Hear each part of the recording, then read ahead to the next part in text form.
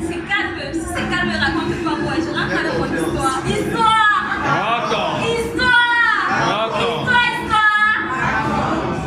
Autrefois, les cheveux étaient longs, très très longs, au point de toucher presque le ciel. Ils étaient reliés par une corde, pas n'importe quelle corde, une corde très solide, de telle sorte que les minces se complétaient avec des coups, les petits avaient des crampes, les faibles avaient des corps, qui vivaient dans l'amour, dans la paix, dans la prospérité, dans la charité, dans la compassion, dans la tolérance. Il était bien jusqu'à ce jour où, venu de nulle part, un objet appelé peine, un objet menteur, séducteur, qui ayant trouvé de l'intérêt aux cheveux, enfin à nous dire avec ces derniers et lui raconter des histoires bien sûr mensongères. Il racontait comment est-ce qu'il avait vu votre cheveux encore plus long, vraiment plus long, au point de transpercer le ciel. Mais il est fait comprendre qu'en réalité, il ne pouvait pas atteindre cette taille, vu que les gros se faisaient exploiter par des petits, des forts par des faibles, des grands par des... Dans ces études divisées, cela devait créer de la concurrence et faire en sorte que chacun travaille dur pour aller de l'avant. Et à ces paroles, il y eut une guerre entre les cheveux, une guerre d'idées, ceux qui disaient, mes frères, mes sœurs, nous avons toujours été unis. Nous vivions bien dans la paix, sans différence de goût, de tribu, de race. Pourquoi nous diviser aujourd'hui? Et ceux qui disaient, on voit bien dans votre jeu, vous dites ça parce que vous êtes faible, vous dites ça parce que vous êtes gros, vous dites ça parce que vous êtes mince. Le moment est arrivé, chacun va travailler dur pour aller de l'avant. Et c'est ainsi que les cheveux se sont divisés. Et le père ajouta ceci. Ah, mes chers amis, j'ai ce pouvoir, le pouvoir de vous faire pousser. Il suffit juste de me laisser l'occasion. Ils ont donc laissé l'occasion au pain de peigner.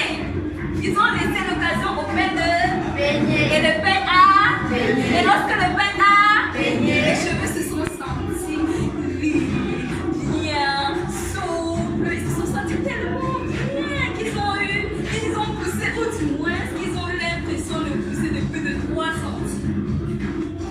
Ils se sentaient tellement bien qu'ils n'ont même pas remarqué ces milliers de cheveux qui traînaient déjà au sol. Et ceux même qui ont remarqué se sont dit au fond de c'est la sœur des tels, c'est l'amie de l'oncle des tels, c'est la camarade des tels. Mais ce qu'ils avaient oublié, c'est que désormais, divisés, ils étaient vulnérables et ils se ramolaient sur des faits du vent qui les rendaient vraiment plutôt très molles. Et ils avaient désormais besoin du pain. Pour se sentir un peu libre, un peu souple, il fallait que le père revienne continuer son travail habituel. Et le père revenait chaque jour c'est comme ça que les cheveux tombaient. Et les cheveux tombaient. Jusqu'à devenir court comme aujourd'hui.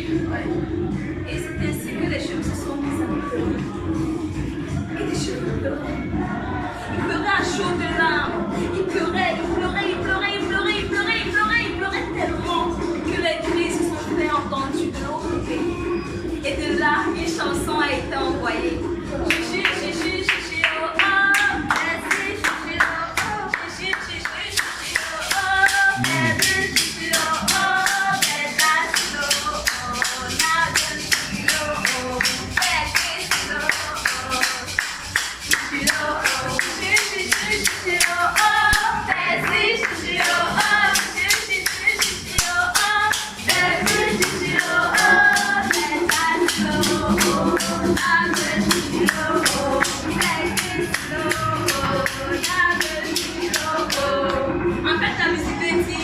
Dans ma langue, ça veut dire une seule.